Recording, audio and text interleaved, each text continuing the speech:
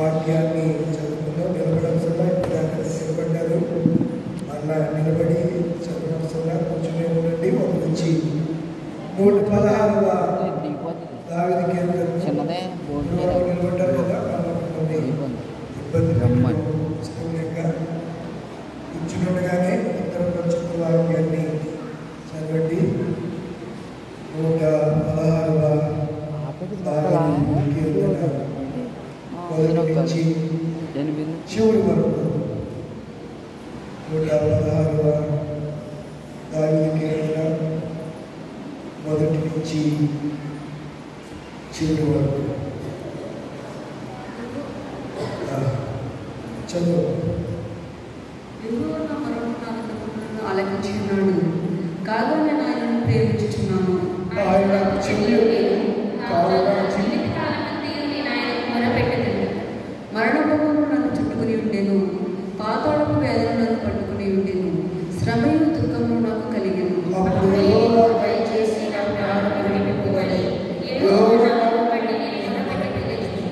యెహోవా దయాళుడు నీతిమంతుడు, మన దేవుడు వాత్సల్యత గలవాడు.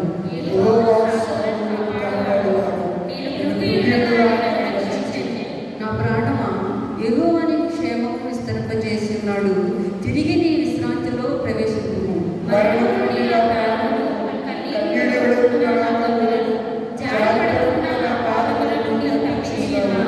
సజీవుల దేశంలో యెహోవా సన్నిధిని నేను కాలం గడుపుదును.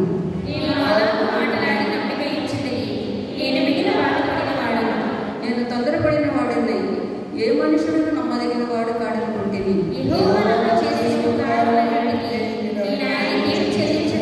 రక్షణ పాత్రను చేతపుచ్చుకుని యెహోవా నామమున ప్రార్థన చేసేదను.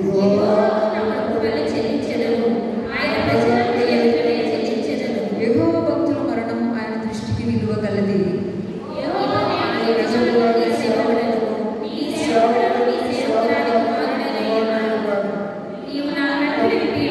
నేను నీకు కృతజ్ఞతార్పణ అర్పించెదను, యెహోవా నామమున ప్రార్థన చేసేదను.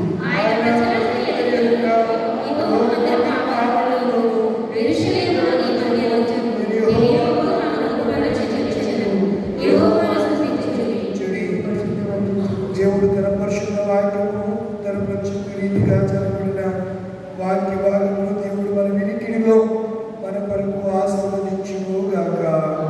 ఆమేన్. అలాగనే మన ధ్యానము నిమిత్తము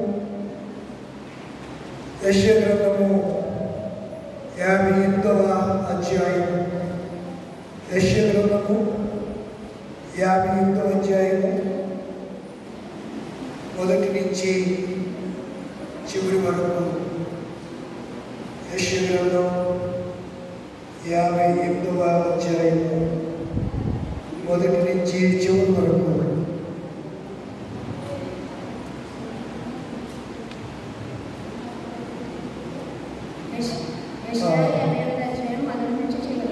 తలపుకూర ఊదినట్లు ఎలుగెత్తి బిగ్గరగా కేకలు వేయము. వారు చేసిన తిరుగుబాటును నా జనులకు తెలియజేయము. యాకోబు ఇంటి వారికి వారి పాపములను తెలియజేయము. తమ దేవుని న్యాయ విధిని విడువక నీతిని అనుసరించి వారై ఉన్నట్టు అనుదినము వారు నా యొద్ద విచారణ చేయుచు నా మార్గములను తెలుసుకుని నిచ్చు కనపరచుదురు. తమకు న్యాయమైన తీర్పులు తీర్చవలెనని వారు అడుగుదురు. దేవుడు తమకు ప్రత్యక్షములు కావాలని వారు ఇచ్చేందురు. మేము ఉపవాసం ఉండగా నీవెందుకు చూడవు? మేము మా ప్రాణాలను ఆయాసపరచుకొనగా నీవెందుకు లక్ష్య పెట్టవు అని అందురు. మీ ఉపవాస దినమున మీరు మీ వ్యాపారము చేయుదురు, మీ పనివారి చేత కఠినమైన పని చేయించుదురు.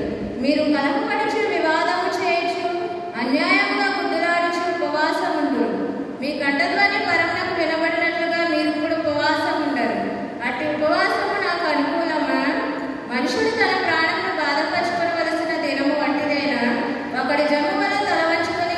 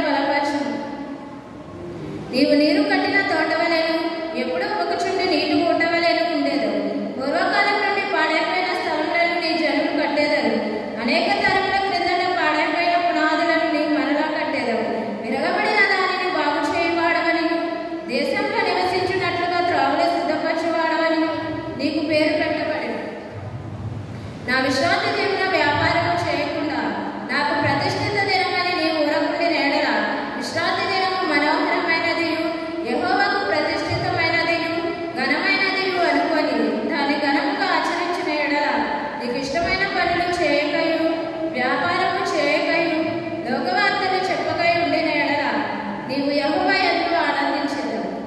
దేశం యొక్క ఉన్నత స్థలముల మీద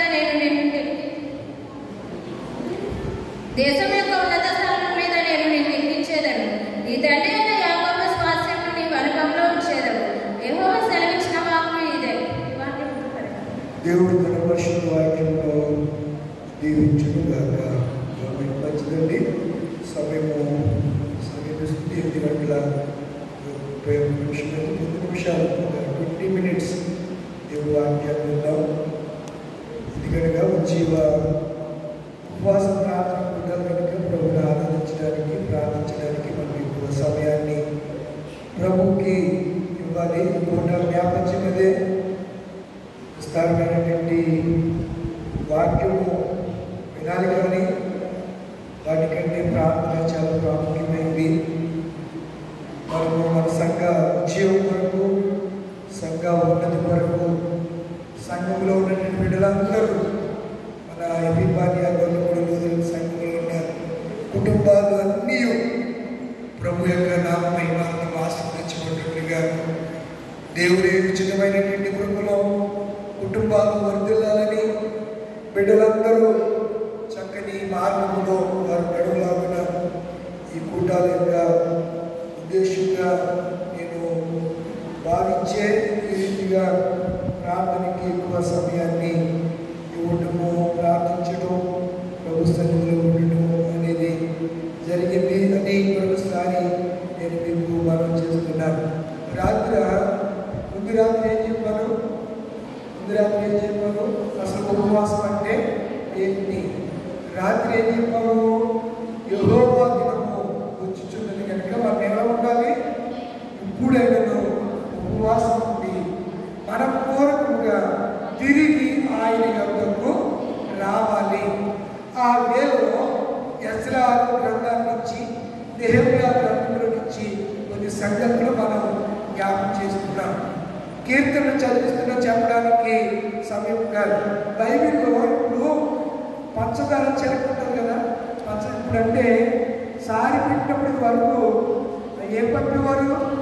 పంచదార చిలకలు ఆ టైప్లో తయారు చేసి, ఇప్పుడు చిలకని రెక్క తిన్నా తీయగానే ఉంటుంది, కాలు విరుచుకుంటుంది, ఎక్కడ తిన్నా అది ఎలా ఉంటుంది?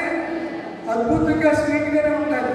చిలక యొక్క పంచదార గుణం అది. అలాగే దేవుడి వాక్యం ఎక్కడ విరిచినా దాని యొక్క మాధుర్యం, దాని మకరందం, దాని యొక్క తీర్థనం ఎప్పుడు తగ్గిపోవడం అనేది ఉండనే ఉండదు. దేవుడి వాక్యం అలాగే. అందుకే అంత భక్తులైన దావీదు తేలికెట్టెను చుట్టూ తేలి దారికెట్టెను, ఈ వాక్యం ఎంతో మొదలుపోయిందన్నాడు. కనుక ఉపవాసంలో మనము ఆలోచించదగినటువంటి సంగతుల గురించి యెషయా గ్రంథకర్త రాశాడు. మరి ఈయనకి ఆ థాట్ ఎలా వచ్చిందో తెలియదు, కానీ మొదటికి మిమ్మల్ని కంటవాక్యం మీరు ఇచ్చారు కదా,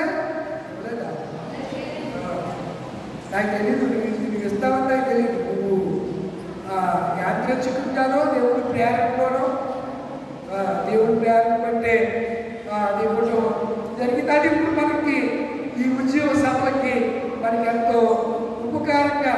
లేకపోతే ఆ వాక్యం అప్పుడు మనం జ్ఞాపకం చేసుకున్నాం కదా, అదే సంగతులు మళ్ళా రిమెంబర్ చేసుకోవడానికి, రిమెంబర్ అంటే జ్ఞాపకం చేసుకోవడానికి, జ్ఞాపకం తెచ్చుకోవడానికి ప్రభువారు తన కృపా సహాయము చేయుగాక. ఆమె తాళము కూర ఊదినట్టు ఎలుగెత్తి బిగ్గరగా ఎలా కేకలేయాలంట? రాత్రి కేకలంట ఏంటి? బైబిల్ ఏం చెప్తుంది? తాళంగా కూర ఊదినట్లు ఎలుగెత్తి బిగ్గరగా కేకలు వేయండి. బోర ఊదినట్లుగా. బోర శబ్దం ఎక్కువ దూరాన్ని కవర్ చేస్తారు.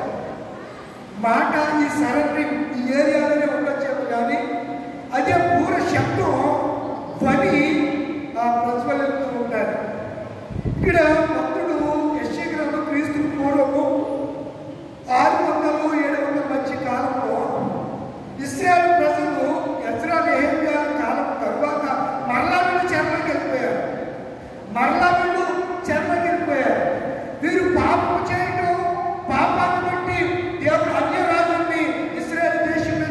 పంపించడం, వారు వీళ్ళని చెరకు తీసుకుని వెళ్ళిపోవడం జరుగుతూ ఉంది. ఇది ఇశ్రాయేలు ప్రజలకి ఒక రివాజ్గా మారిపోయింది, ఒక ఆనవాయితీగా వారికి మారిపోయిన పరిస్థితి. ప్రతిసారి వారు దేవునికి అవిధేయులవుతారు.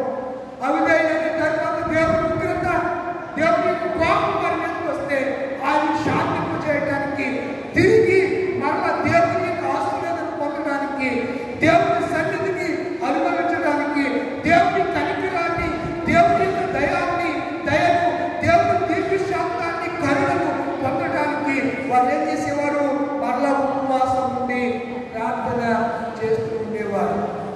ఇలా చాలా పర్యాయాలు జరుగుతూ వచ్చింది. మనకు బైబిల్ని 66 పుస్తకాల్లో పరిశీలన చేస్తే ప్రార్థనకు, ఉపవాసానికి చాలా ప్రాముఖ్యత బైబిల్ గ్రంథంలో ఇవ్వబడుతుంది. ఈ ప్రాముఖ్యతను చాలాసార్లు మనం గమనించలేము. మనం పాటలు పాడమంటే పాడగలుగుతాం, వాక్యం చదవమంటే చదువుతాం. కానీ కూర్చుని వాక్యం వినడానికి వాడు ఉన్నాడు, విననివాడు వాడు ఏదో విసుగును కలిగజేస్తాడు, ప్రార్థన కూడా చేయనివాడు. ఈ రెండు వాడు చేయనివాడు ఎవడు? అపవాది. ఈ రెండు మన జీవితంలో పూర్తిలు అవుతే, ఈ రెండు మన జీవితంలో నెరవేరితే, ఈ రెండు కార్యాలు బేషరతుగా మనం చేయగలిగితే పరలోక ఆశీర్వాదాలు పైనుంచి మన మీదకు కుమ్మరించబడతాయి. ఒక ఆయన పాడతాడు, పలకరి వాన దీవెనలు కురిపించువాన, శుద్ధాత్మవాన రక్షించు నీ జీవితాన. దేవుని యొక్క దీవెనలు వర్షం, దేవుని యొక్క దీవెనల వర్షం మనము చాలాసార్లు మిస్ అయిపోతున్నాం, పొందలేకపోతున్నాం. పొందకుండా చేసేవాడు ఒకడున్నాడు, వాడే అపవాది. నిజంగా సంఘాలకి చాలా మంది ఉంటారు పురుషుల్లో. ఈరోజు రాజేష్ గారు ఒక ఆయన పక్కన అడ్మిట్ అయ్యారు, దేవుడికి స్తోత్రం కలుగుగారు. చాలా మంది ఉన్నారు సంఘ నాయకులు. కనుక ఇశ్రాయేలు ప్రజలు ఏ రీతిగా ఆ దినాల్లో ఉన్నారు, ఎంచ దినాల్లో కూడా సంఘం అలాగే ఉంది. అందుకే సంఘంలో ఏ ప్రార్థన జరగాలి? ఉజ్జీవ ప్రార్థనలు, లేకపోతే ఉపవాస ప్రార్థనలు, ఏకాంత ప్రార్థన, వ్యక్తిగత ప్రార్థన, సమర్పణ ప్రార్థనలో ఈ జాబితా చెప్తే చాలా ఎక్కువ జాబితా మనకు కనబడుతూ ఉంటాయి. చేస్తున్నాము మనం. ప్రార్థన అంటే చాలా నిర్లక్ష్యం అండి. కురుపాట్లు వస్తాయి, కొంతమంది ముసుగు వేసుకుని అలా కొంచెం ఎక్కువ ప్రార్థన అయితే యేసుప్రభు రాత్రంతా ప్రార్థన చేశారు. ఏమి ప్రార్థన రాత్రంతా ఉందా? బైబిల్ అలాగా ఉందా? ఉంది. ఆయన రాత్రంతయు ప్రార్థనలో గడిపాడు.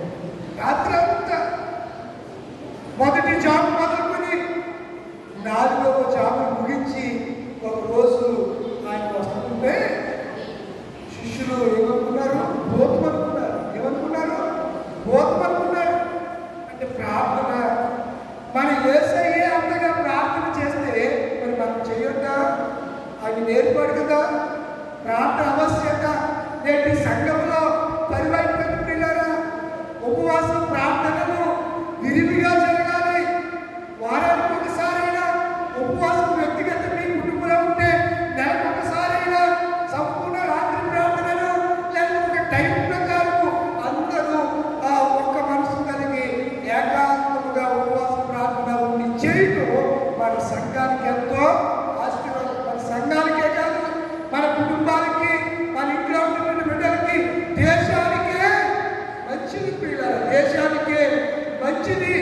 దేశం మీదకి శ్రమలు వస్తున్నాయి, దేశాల మీదకి కరువు రాబోతుంది, దేశం మీదకి కట్టం రాబోతుంది, వరదలు, విపత్తులు, భయంకరమైనటువంటి పరిస్థితులు రాబోతున్నాయి. మధ్యలో అని ఒకడు ఉన్నాడు. వాడు ఎలాంటి డాక్టర్ అయినా కంప్యూటర్లో ఏం చేస్తాడమ్మా? ఏం చేస్తాడు? మార్చేస్తాడు అంతే. ఎలాంటి డాక్టర్ అయినా సినిమా ఇంకా రిలీజ్ కాకపోతే వాళ్ళు డౌన్లోడ్ చేసి పెట్టుకుంటారు కదా, దాన్ని హ్యాంగ్ చేసి పెడతాడు అంతే. హ్యాంగ్ చేసి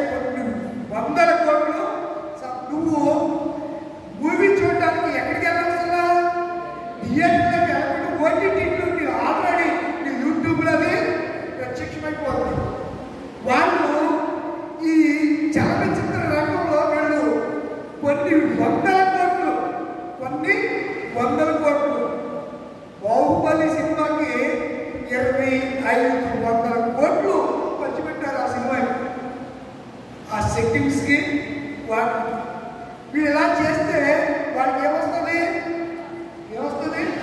నష్టం వస్తుంది. అంటే మనిషి మైండ్ చూడండి, పరిస్థితులు ప్రతిదాన్ని హ్యాక్ చేస్తున్నారు. విమానాన్ని హైజాక్ చేస్తారు, విమానాల సిగ్నల్ వ్యవస్థని హ్యాక్ చేస్తూ ఉంటారు, ఫోన్ సిగ్నల్స్ని ట్యాప్ చేస్తూ ఉంటారు. పిల్లల దేశంలో విపత్కరమైనటువంటి సంగతులన్నీ జరుగుతున్నాయి. ఇది కడవరి గడియ, ఇవి అంత్యకాల దినాలు కనుక మనం చాలా జాగ్రత్తగా ఉండాలి. ఏర్పరచబడిన వారి సైతము మోసం చేసే దినాల్లో మనం ఉన్నాం.